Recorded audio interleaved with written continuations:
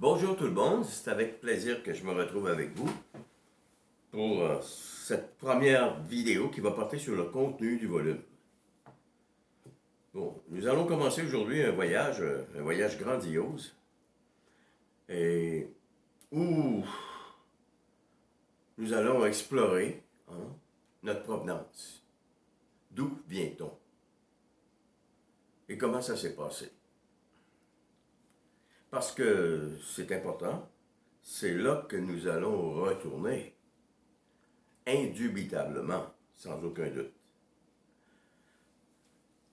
Nous allons commencer avec un type qui s'appelle Carl Sagan.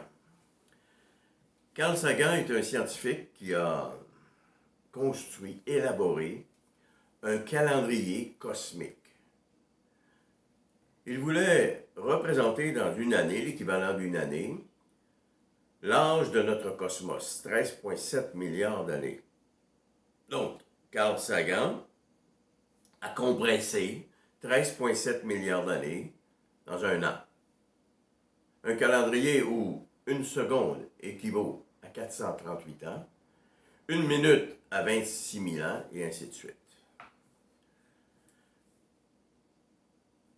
Les premières galaxies dans ce calendrier sont apparues le 10 janvier. Notre galaxie à nous, la Voie lactée, système solaire avec les planètes, la Terre, sont apparues le 2 septembre. Le 9 septembre, les êtres unicellulaires. Et au mois de novembre, début novembre, les êtres pluricellulaires. Ce n'est que le 14 décembre, selon Sagan, selon son calcul, précis quand même, que l'arbre de vie a débuté. Les poissons, les plantes, les oiseaux, et ainsi de suite. L'Homo sapiens que je suis, que vous êtes, que nous sommes, est apparu le 31 décembre à 23h45. Donc, voyez-vous, toutes les civilisations, l'humanité telle qu'on la connaît avec Homo sapiens, datent des 15 dernières minutes de ce calendrier. Ça veut donc dire que il y a quelque chose qui a toujours existé, qui a évolué, on le voit bien. Einstein disait que l'existence, la vie, c'est une suite de transformation de l'énergie ininterrompue. Maintenant, nous allons nous intéresser à un autre chercheur, Amit Goswami, un physicien.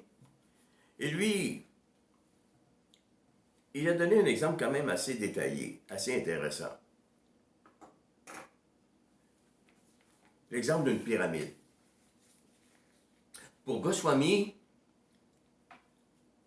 la base de la pyramide ici que l'on voit est composée de particules élémentaires subatomiques. Subatomique veut dire que l'atome n'était pas encore créé. Vous savez, à chaque seconde, il y a des particules élémentaires subatomiques qui transpercent notre corps. On appelle ça des neutrinos. Par millions de milliards à chaque seconde. Par la suite, Goswami nous dit, est apparu l'atome. Bon.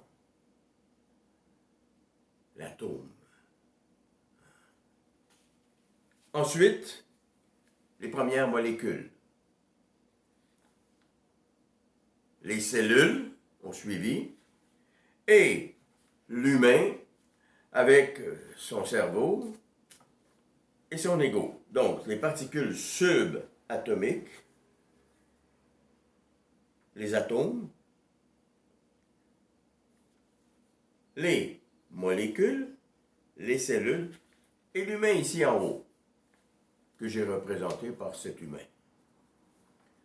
Donc, Il y a là-dedans, vous le voyez très bien, une évolution comparable à celle de Sagan. L'atome est très important et nous allons en discuter pour bien camper nos positions sur notre provenance. L'atome. L'atome est composé d'électrons. D'abord, il y a un noyau atomique avec une charge positive.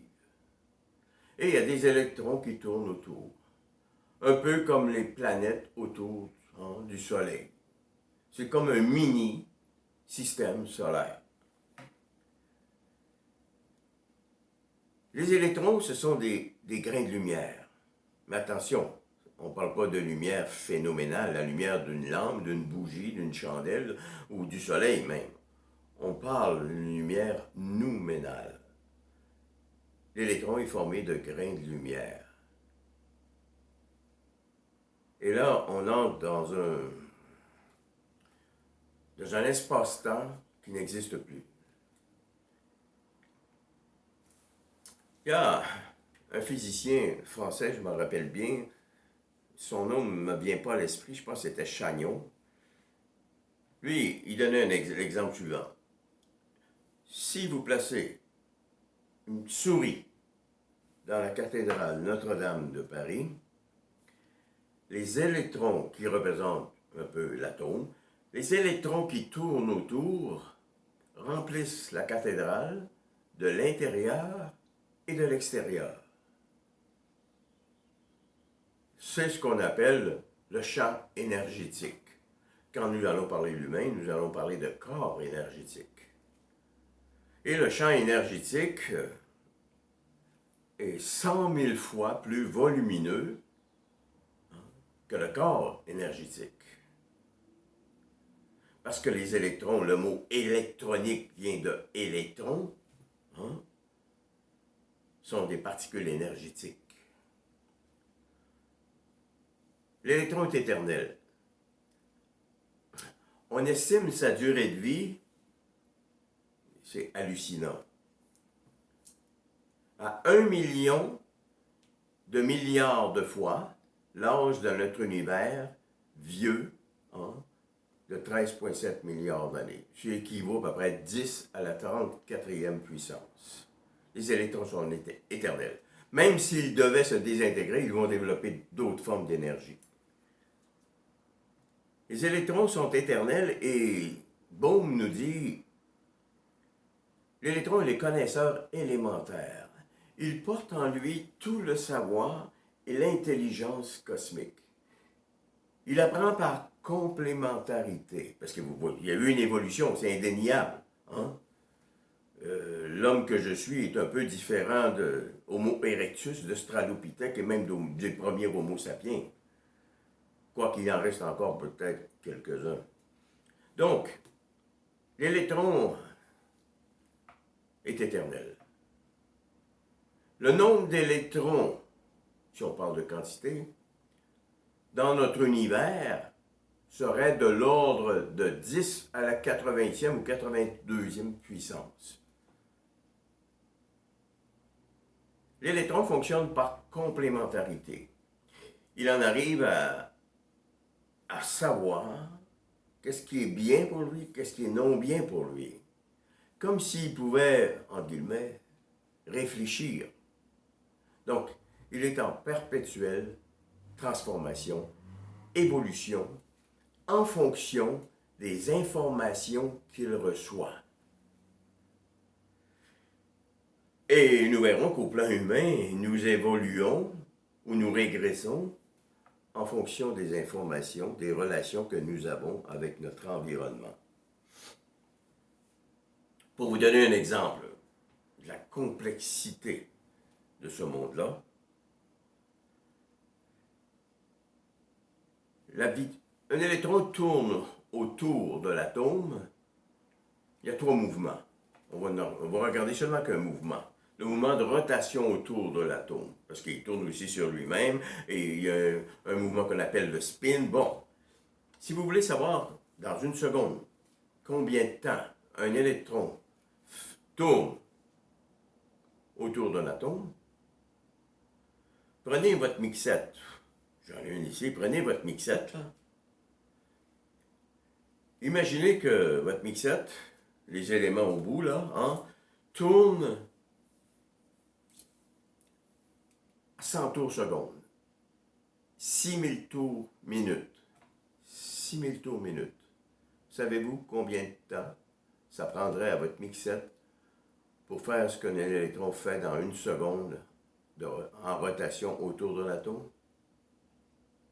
2 millions d'années. C'est hallucinant. C'est pour ça qu'il y a quelqu'un qui s'appelle Heisenberg qui a dit, il a développé un principe, le principe d'incertitude des électrons. On ne peut pas mesurer, on ne peut pas. On est dans. C'est l'incommensurable. Dans une seconde, un électron fait l'aller-retour Paris 2 fois dans une seconde. Donc, vous comprenez que tous les objets de ce monde, tous les objets qui nous entourent, ont un corps énergétique. Vous savez ce qu'on pense, le vide, on parle d'énergie noire, d'énergie sombre. Et vous savez, Lao Tzu, il y a 3500 ans, disait déjà, là, si tu fais ça, tu viens de faire un geste dans l'univers, déjà, bon, tout est interrelié. Donc, un nombre hallucinant, non? Une vitesse folle, ok? On est dans la démesure.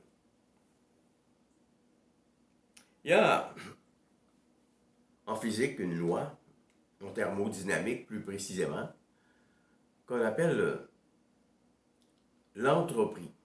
L'entropie croissante et la négantropie décroissante sont contraires.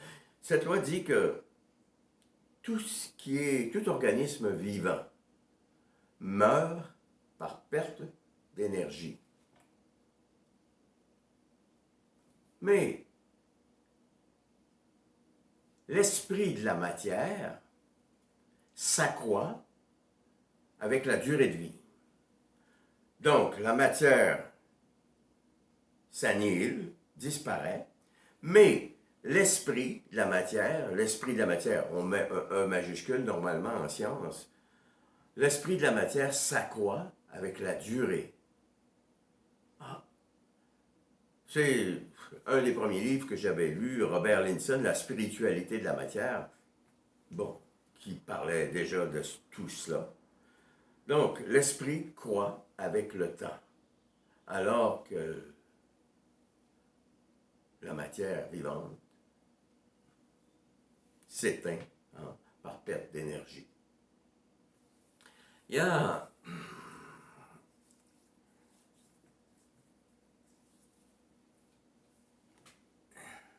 pour la matière, on va parler, je vais faire un bémol ici, pour la matière, on va parler de champ énergétique. Pour l'humain, on va parler de corps énergétique. Okay? On va parler de corps énergétique.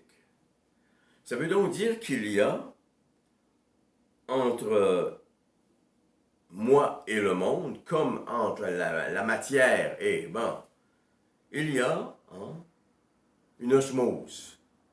Il y a quelque chose qu'on ne peut pas dissocier. C'est sûr que les tenants du matérialisme pensent différemment. Les tenants du spiritualisme, parfois, pensent différemment aussi. Et il n'y a pas un, il n'y a pas l'autre. Il y a les deux qui sont en interaction. Au plan humain, c'est ce qui nous fait dire que la conscience n'est pas dans la matière. Si la conscience était dans mon corps, dans mon cerveau, ce serait comme une pierre dans un monde de pierre. Et l'humain est différent. La détermination de cette pierre, elle est catégorielle. Elle fait partie des minéraux. Mais la détermination de l'humain que je suis, elle est constitutive. Ça veut dire que moi, je vais me développer, je vais être en fonction de mes relations avec le monde.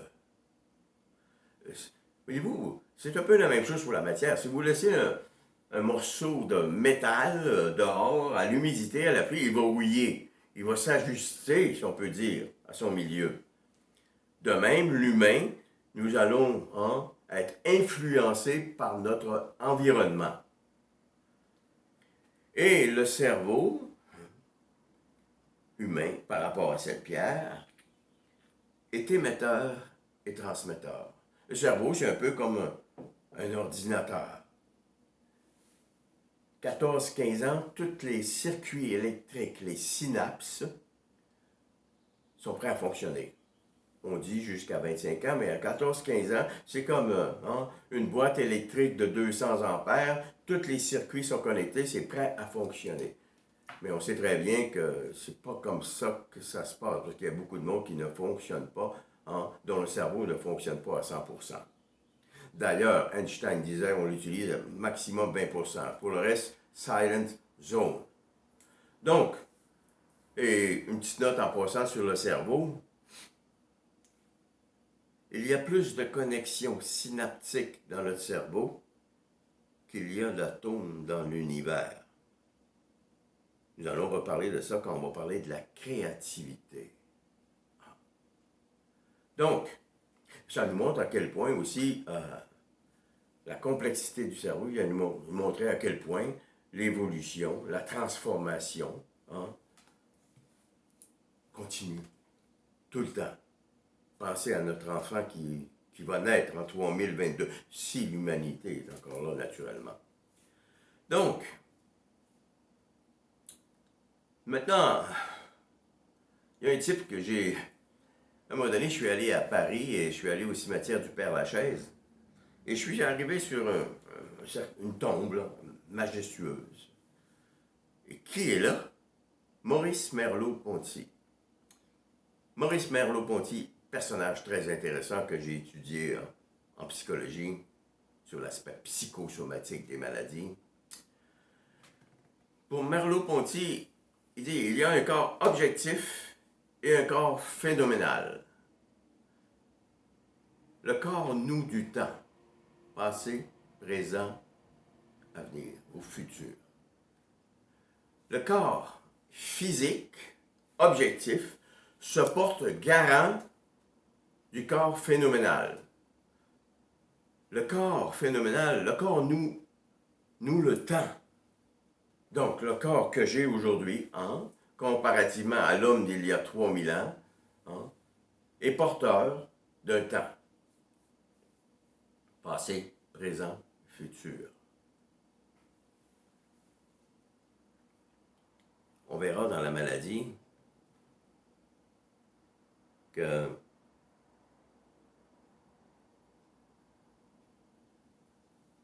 un corps malade démontre à quel point l'existence est enlisée. Parce que le présent de cette personne est envahi par des événements passés traumatisants ou un futur rendu impossible pour toutes sortes de raisons. Je vais donner quelques exemples pour terminer. Donc, Merleau-Ponty. Un enfant autistique, habituellement, marche sur la pointe des pieds. Ça vient nous montrer son contact avec le réel. Donc, chez l'humain, il y a un corps énergétique. Le corps est un vaisseau cosmique.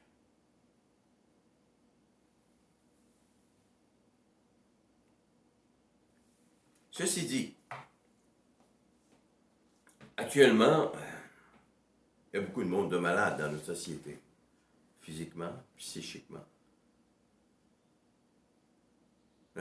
Moi, mon champ de recherche, je l'ai annoncé dans la première vidéo, c'est que je pense que c'est en lien avec les relations qui viennent briser la fluidité de l'existence, comme si le temps s'arrêtait.